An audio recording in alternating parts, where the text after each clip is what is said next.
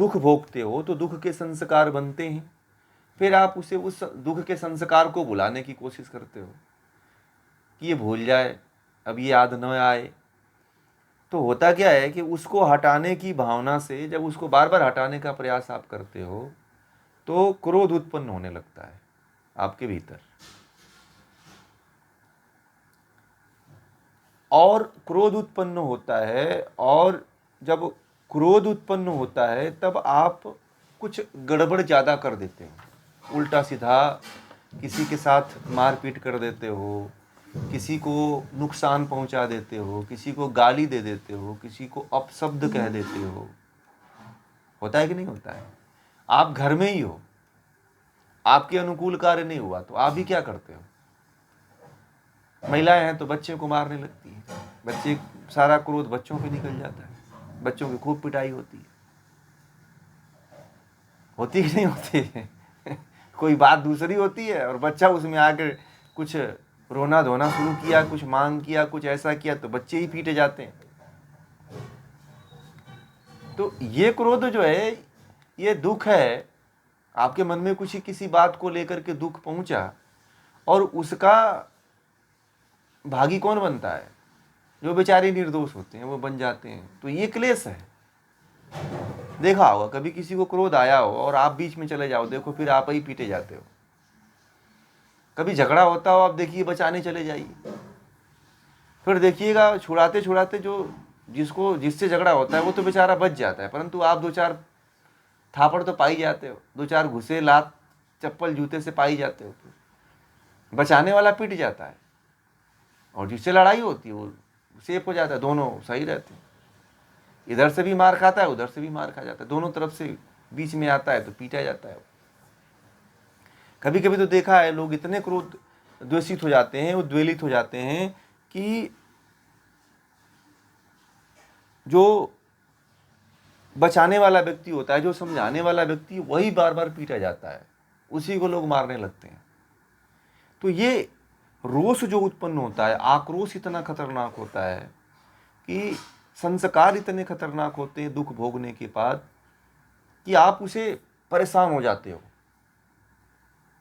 जैसे मान लीजिए कि कोई घटना आपने देख लिया, दुख वाली घटना देख लिया, या कोई ऐसी बुरी चीज को आपने देख लिया तो आप उसे बार बार हटाने की कोशिश करते हो। वो हटता नहीं है, ऐसा हो जाता है कि लगता है कि अब मेरी मौत हो जाएगी। मानसिक स्थिति में ऐसा होता है कि कोई व्यक्ति किसी हादसे को, किसी सदमे को देख लेता है तो बार बार उसी की याद करता है, और याद करके उसके अंदर फिर घृणा उत्पन्न होने लगती है कि ये मेरे अंदर से भूल क्यों नहीं रहा है, मैं इसको क्यों नहीं भूल जा रहा हूँ, बार बार याद आता है।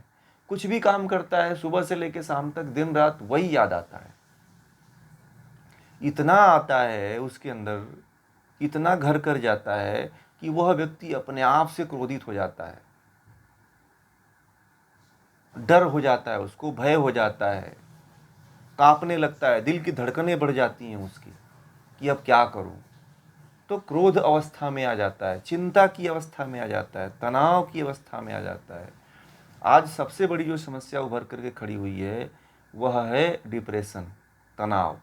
क्यों? इसी के कारण कि दुख जो भोग लिया और भोगने के पश्चात जो उसका संस्कार बन जाता है, तो उन संस्कारों को व्यक्ति हटाने की कोशिश करता रहता है 24 घंटा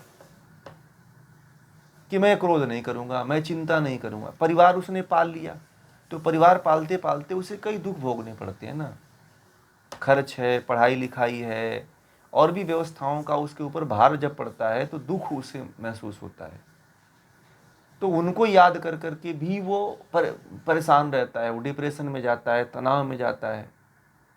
बहुत से परिवार वालों को देखा होगा, पुरुषों को देखा होगा, महिलाओं को देखा होगा कि अपने परिवार के चक्कर में, घर के चक्कर में, बच्चों के चक्कर में आत्महत्याएं कर लेते हैं, या आत्महत्याएं करने की कोशिश करते हैं। वो दूसरों के प्रति नहीं करते हैं, अपने ऊपर खुद कर लेते हैं। क्रोध इतना उनके ऊपर हावी हो जाता है कि वह दूसरे के साथ न करके अपना ही नुकसान कर लेते हैं। ये द्वेष है, ये भी एक क्लेश है। भारत में या भारत से बाहर जितने भी लोग हैं जो आत्महत्याएं करने की जो चेष्टा करते हैं, वह इस क्लेश नामक द्वेष के कारण ही करते हैं।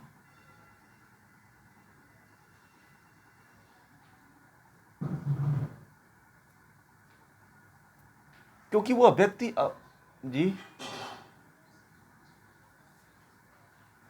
हाँ, है ना, इसमें सब में होंगी ये सभी जितने भी क्लेश हैं, इन सभी क्लेशों में उदार, विच्छिन्न और तनु, ये सारी अवस्थाएं आएंगी। चारों अवस्थाएं रहेंगी, पांचों अवस्थाएं रहती हैं। प्रसुप्त भी रहती है, तनु भी रहती है, उदार भी रहती है, विच्छिन्न भी रहती है, सभी अवस्थाएं रहेंगी इसमें। ये प्रयोग का विषय, प्रयोग में बताएंगे कि कैसे ये तनु होती हैं, कैसे विच्छिन्न होती हैं। ये तो बस केवल जो टॉपिक है मैं उसी विषय पे अभी बात कर रहा हूँ, ठीक है। उसको मैं अभी कोरिलेट नहीं कर रहा हूँ। कोरिलेट कर दूंगा तो फिर आप लोग फंसेंगे उसमें, ठीक है, क्योंकि तनु है, फिर पहचानना मुश्किल हो जाएगा उस समय, ठीक है। तो अभी मैं उसको जोड़ नहीं रहा हूँ। पहले एक कंसेप्ट क्लियर हो कि ये क्लेश क्या है, फिर तनु विच्छिन्न को जोड़ देंगे। पहले एक कंसेप्ट क्लियर यदि नहीं होगा तो फिर आपको जोड़ने से कोई फर्क नहीं पड़ेगा, फिर आप गड़बड़ कर दोगे। इसीलिए अभी जोड़ नहीं रहे तनु को, प्रसुप्त को, विक्षिप्त को। अभी केवल आपको ये कंसेप्ट क्लियर करा रहे हैं कि जो 5 क्लेश है वो है क्या। तब उसके बाद जोड़ेंगे कि ये प्रसुप्त कैसे होता है, तनु कैसे होता है, ठीक है। वो विषय दूसरा हो जाता है फिर, ठीक है, और वो उलझने वाला विषय हो जाता है।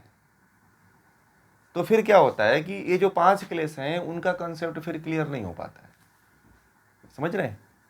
इसीलिए उसको अभी रोका है मैंने, उसका नाम अभी नहीं ले रहा हूँ, क्योंकि फिर आप उसमें पांचों अवस्थाएं लागू होंगी। इन पांचों क्लेशों पे पांचों अवस्थाएं लागू होती हैं।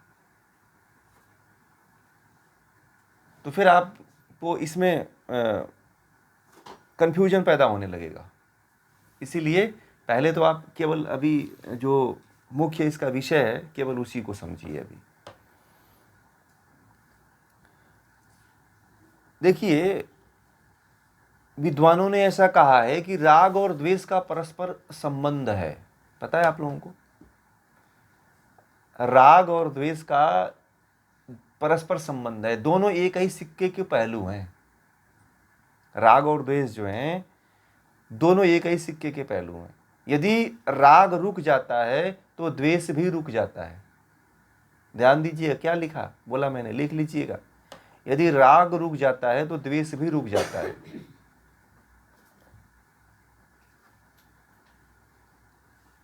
और जो साधन राग को हटाने के लिए उपयोग में आते हैं वही द्वेष को हटाने के काम आते हैं।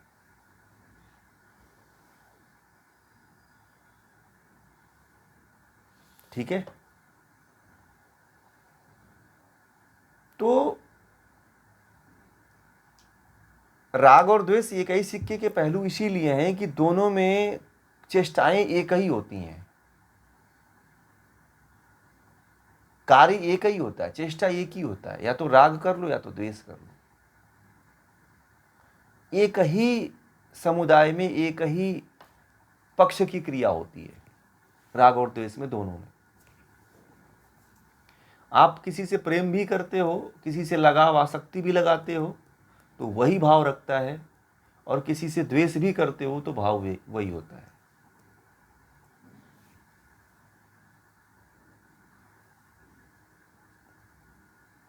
परंतु एक चीज ध्यान देने की जरूरत होती है कि राग जो होता है वो उतना हमें नुकसानदेह नहीं लगता है, परंतु द्वेष जो होता है वह अपने आप के भीतर ही बड़ी बड़ी बीमारियां उत्पन्न खड़ा कर देता है। वो जो द्वेष होता है बड़ी बीमारियां खड़ा कर देता है, छोटी नहीं, बड़ी बड़ी बीमारियां खड़ा कर देता है द्वेष जो होता है।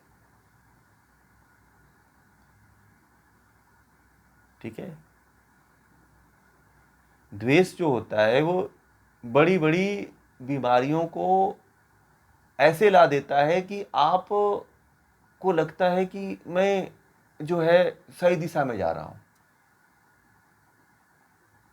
मैं जो है जो कर रहा हूं मैं ही सबसे अच्छा कर रहा हूं, और मैं जो करता हूं वही सबसे श्रेष्ठ होता है। ऐसा भी जब द्वेषी हो जाता है तो वो अपने आप को श्रेष्ठ घोषित करता है सबसे पहले, जो द्वेषी ज़्यादा होता है। क्लेशों में जो द्वेष होता है वह अपने आप को श्रेष्ठ घोषित करने का प्रयास हमेशा करता रहता है। वह किसी दूसरे व्यक्ति को अपने आगे लाता नहीं है।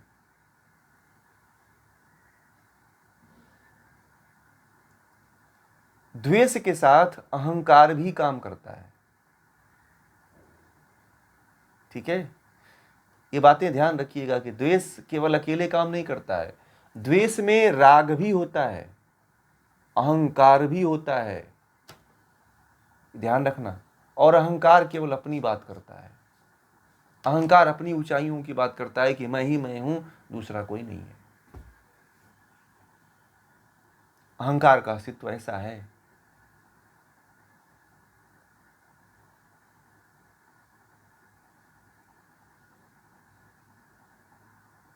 ये थोड़ा सा मैं अंदर ले गया आपको, आप लोगों को अंदर इसलिए ले गया कि आप लोग समझोगे कि ये कैसे पनपता है, कैसे कार्य करता है। नहीं, इसकी जड़ एक चीज नहीं है, अहंकार नहीं है। इसकी जड़ अहंकार नहीं है।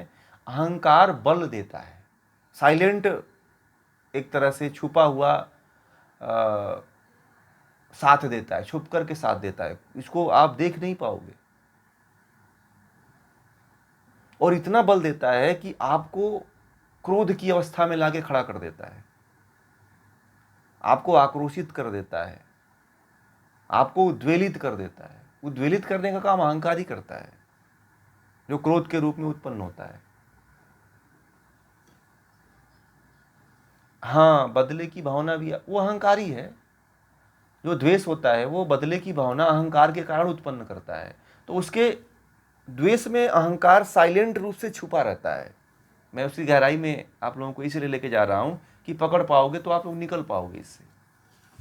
तो कहीं ना कहीं एक अहंकार होता है और अपना वजूद कि मैं सबसे बड़ा हूँ, मैं सबसे छोटा हूँ, मैं ऐसा हूँ, मैं वैसा हूँ, मैं इस तरह से हूँ। तो ये जो भावना होती है यह भी किसी एक दूसरे के प्रति जो है विद्वेष की भावना उत्पन्न करती है, द्वेष की भावना उत्पन्न करती है। तो कभी द्वेष ऊंच नीच की भावना खड़ा करता है, कलह की भावना उत्पन्न करता है, तो समझना कि उसमें अहंकार छिपा है। अहंकार द्वेष में साइलेंट रूप से छुपा रहता है, साइलेंट किलर है वो। असल में द्वेष में यदि कुछ बल देता है, कुछ करवाता है, तो वह अहंकार ही करवाता है। ठीक है, नहीं तो शुरुआत में क्या होता है कि द्वेष जो है ना, द्वेष की जो अवस्था होती है वह दुख और शोक की होती है। शुरुआती दौर में वो इतना उसके अंदर बल नहीं रहता है। ठीक है, शुरुआती दौर में क्या होता है कि जो द्वेष होता है वह बड़ा निर्बल अवस्था में होता है। ठीक, यदि उस समय आपने उसे ज्ञान दे दिया ना, उसको खुराक होती है उस समय ज्ञान की, तो व्यक्ति क्या करता है, आप इसको समझिएगा, बहुत महत्वपूर्ण विषय बता रहा हूं। व्यक्ति क्या करता है कि जब दुख में होता है तो दुख में अपने आप को अकेले रहने की कोशिश करता है। ये सबसे बड़ा व्यक्ति का कमजोर वाला पॉइंट है। सबसे खतरनाक ये जो निर्णय लेता है व्यक्ति कि अपने आप को अकेले रहने की कोशिश करता है। और यहीं पे अकेले जब रहना शुरू करता है तो द्वेष उसके अंदर सबके प्रति खड़ा हो जाता है। जब व्यक्ति दुखित अवस्था में हो तो उसको 1000 लोग मिलकर के सांत्वना देने की कोशिश करना चाहिए। हमारे देश में ऐसी परंपरा थी, अब शायद पश्चिम की परंपरा ने घर कर लिया है। जब व्यक्ति जब ज्यादा दुखित होता है तो अकेले कमरे में बंद हो जाता है, किसी से बात नहीं करेगा, किसी से बताएगा नहीं, अकेले हो जाएगा, सूना साना बैठेगा, कुछ बोलेगा नहीं। तो यह जो अवस्था आती है, यहीं पे व्यक्ति का हास और पतन शुरू होता है। जब दुख की अवस्था में होता है तो उसे किसी सहारे की जरूरत होती है, उसे ज्ञान की जरूरत होती है, उसे किसी विद्वान के पास, उसे किसी जानकार व्यक्ति का सानिध्य लेना चाहिए जब दुख की अवस्था में हो तो। क्योंकि उसके अंदर उतना बल नहीं है कि वह एकांत में चला जाए तो अपने आप को संभाल पाएगा। अब जैसे ही वो एकांत को पकड़ता है, द्वेष खड़ा हो जाता है। पागल होना व्यक्ति यहीं से प्रारंभ होता है, ठीक है। जब व्यक्ति पागल होता है वो यहीं से होता है। एक लड़का जो है, मेरे सामने की घटना है 2022 की। एक लड़का इंग्लैंड से पढ़ के आया था और फोटोग्राफी में गोल्ड मेडलिस्ट था, ठीक है, इंग्लैंड यूनिवर्सिटी से। पहले पता नहीं कौन सी यूनिवर्सिटी थी इंग्लैंड में, ऑक्सफोर्ड की, पता नहीं, हाँ ऑक्सफोर्ड यूनिवर्सिटी में गोल्ड मेडलिस्ट था फोटोग्राफी में। आया यहाँ पे तो उसकी माँ मर गई। उसकी माँ से उसको बड़ा प्रेम था, लगाव था, उसे बड़ा झटका लगा उसको। और वह लड़का जो है अपने आप को 1.5 साल से लेकर 2 साल तक रूम में बंद रखा। और पता है, उसका दरवाजा केवल खाना लेने के लिए खुलता था, और वो भी जब कोई सामने रहता तो दरवाजा नहीं खोलता था, जब खाना रख के कोई चला जाता था तब दरवाजा खोलता था। उसको आदमियों से, व्यक्तियों से इतना नफरत हो गया कि डर पैदा। जब मेरे पास आया था तो मुझे ही देख के डर रहा था।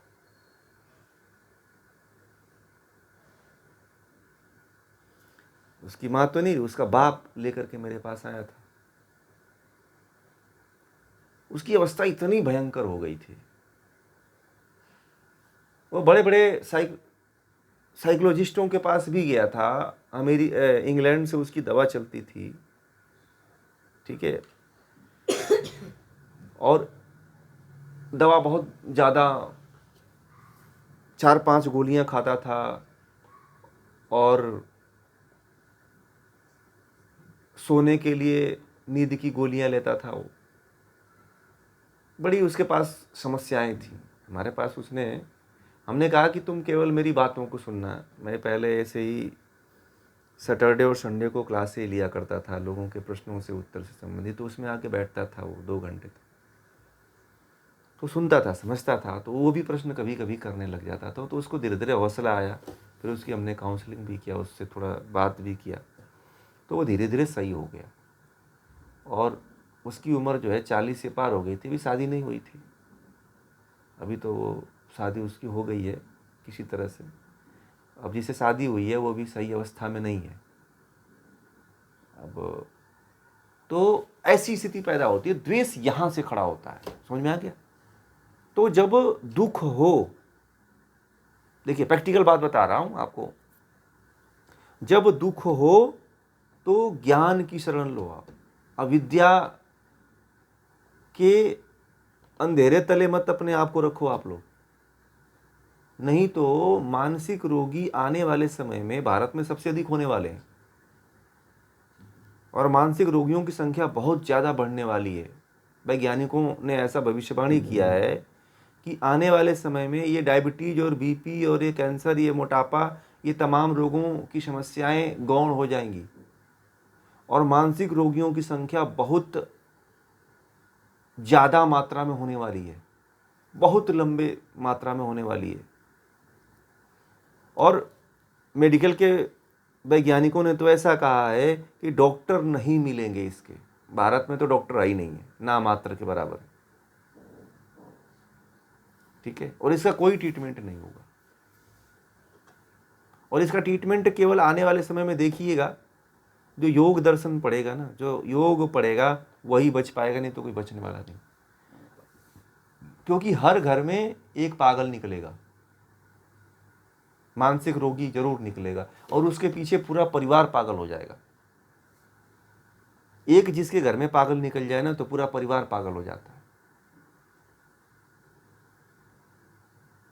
ऐसी स्थिति आने वाली है। इसीलिए आप लोग मैं आप लोगों को कहता हूं कि आप लोग बड़े भाग्यशाली हो जो योग जैसे महान ग्रंथ का स्वाध्याय कर रहे हो आप लोग, और बड़ी गहनता के साथ आप लोग उसको पढ़ रहे हो, डीपली पढ़ रहे हो, और उसके हर एक बिंदुओं को, हर एक मर्म को बड़े ही गहराई से समझ रहे हो आप। ये आप लोगों के लिए बहुत सौभाग्य की बात है।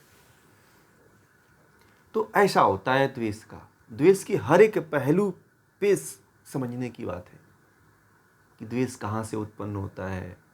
द्वेष का जो जड़ है वो दुख है। यदि अर्जुन को भगवान कृष्ण नहीं मिले होते ना, तो आज अर्जुन भी कलह में आत्महत्या कर लेता। आत्महत्या करने वाला व्यक्ति, सबसे पहला आत्महत्या करने वाला व्यक्ति अर्जुन का नाम आता। परंतु अर्जुन के साथ कौन खड़ा था? कृष्ण खड़े थे। इसीलिए अपने जीवन में एक व्यक्ति ऐसा रखिए जो कृष्ण जैसा, तो आपको ज्ञान मिलता रहे,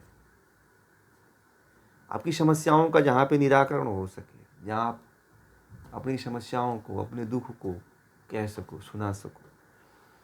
और आप लोग अपने भीतर सभी समस्याओं को, दुखों को, झंझटों को मत लेकर के पाला करिए कि मैं किसी को नहीं बताना है, मेरे अंदर सब कुछ भर के रखना है, मैं जो है धरती माता हूँ, ऐसा मत बनिए।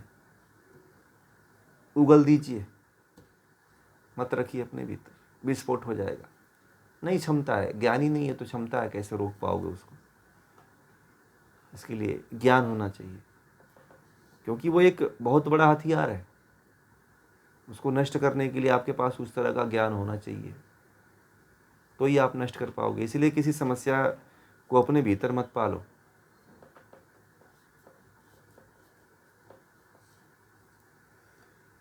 जी। हम्म हम्म हम्म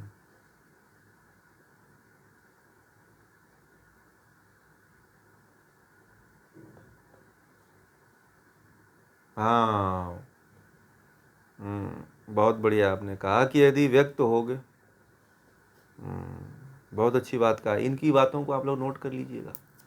बहुत अच्छी बात उन्होंने कहा, यदि व्यक्त हो गए तो ही क्या होगे?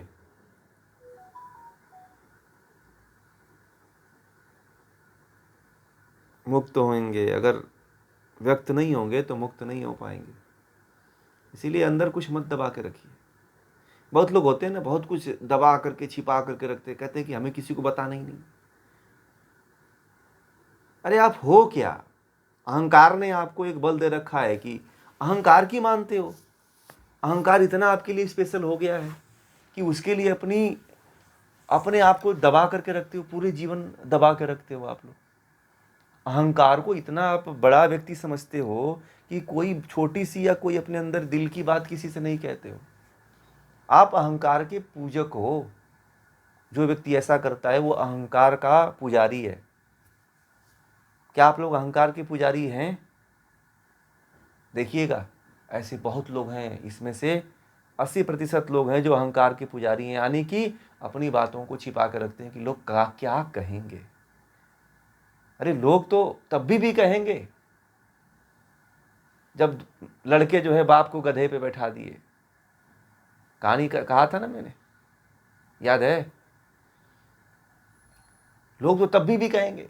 लोग कहने वाले तो आप सही करोगे तभी भी लोग कहेंगे, बुरा करोगे तब भी कहेंगे, अच्छा करोगे तब भी कहेंगे। लोगों का काम है कहना। इसलिए अहंकार का पूजक मत बनिए।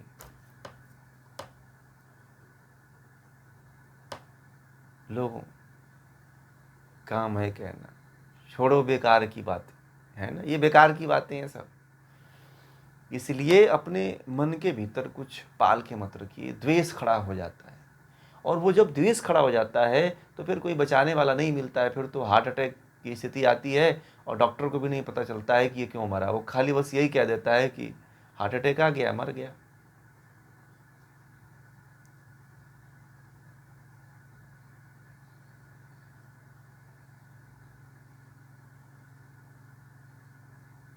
महिलाएं भी बहुत दबाती हैं, जेंट्स और लेडीज दोनों इसमें है। ठीक है।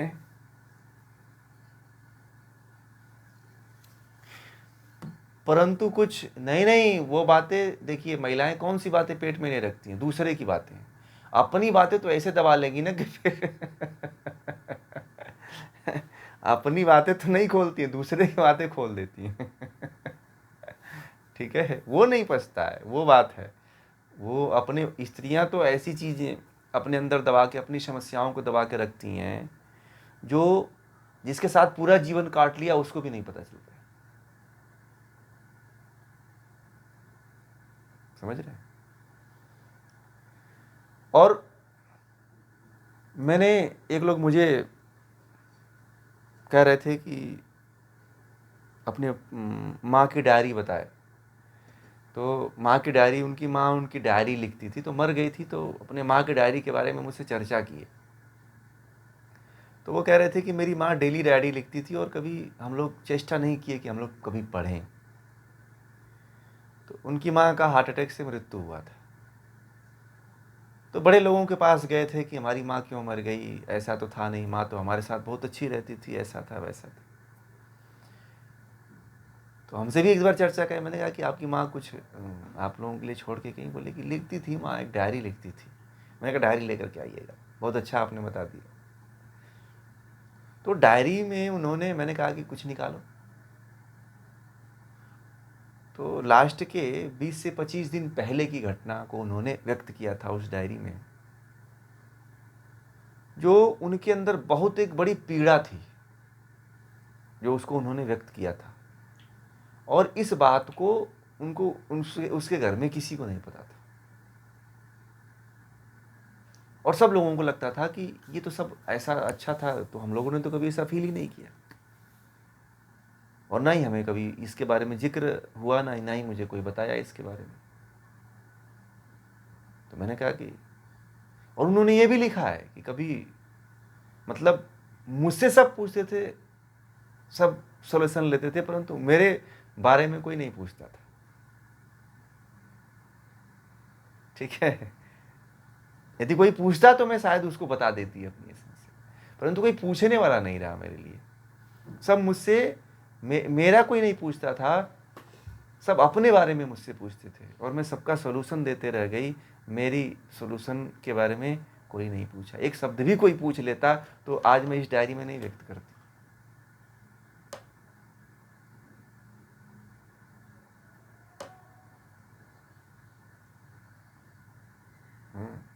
आप इसका मतलब समझ रहे हैं? उन्होंने अंतिम समय में व्यक्त किया उसको कागज और पेन के माध्यम से, परंतु समय उनके पास नहीं रह गया था शायद, और लोगों ने भी नहीं समझा। तो दुख और पीड़ाएं तो, कलह और क्लेश तो सबके भीतर है। ऐसा नहीं कि कोई यहाँ पे जो जन्म लिया है वो क्लेश से मुक्त है, ये ध्यान रखिएगा। चाहे कितना से बड़ा व्यक्ति हो, चाहे उम्र में, चाहे पद में, उसके अंदर क्लेश रहता है। जो मनुष्य है ना, वो क्लेश से है, क्लेश उसके अंदर है। आप ये मत मान लेना कि उसके अंदर क्लेश नहीं है।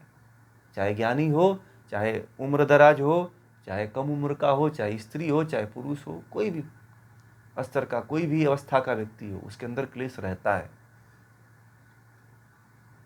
जानने की कोशिश करना चाहिए। इसीलिए तो मैं आप लोगों को एक खुला मंच देता हूँ कि अपनी बातों को आप लोग प्रश्नों के माध्यम से रख सको, क्योंकि इस तरह से यदि संवाद नहीं होंगे, इस तरह से वार्तालाप नहीं होंगे, तो जो समाज को जो दिशा लोग दे रहे हैं आजकल, वो दिशा सही नहीं है। लोग खत्म हो जाएंगे, वो जड़ तक नहीं पहुंच पाएंगे। और ये जो एक लोगों की अपनी समस्याओं का निराकरण जो है, ये संवाद गीता के माध्यम से होता है। गीता में भी ऐसे ही संवाद हुआ है ना, अर्जुन और कृष्ण के बीच में। हम भी आप लोगों से वैसे ही करने की कोशिश करते हैं। कोई हम ढोंग और पाखंड नहीं मचाते। लोग तो आज ढोंग पाखंड मचाते हैं, कहते थे जाओ ठीक हो जाएगा, सर्जरी हो गई, जाओ ले जाओ, आंख दिखाई देने लग जाएगा आंख से, ऐसे भी लोग बोलते हैं। बड़ी विडंबनाएं हैं, और क्लेशों को दूर करने का एक ही माध्यम है कि आप उसको जानो, समझो और अविद्या को दूर करो, तो क्लेशों से मुक्त हुआ जा सकता है। ठीक है।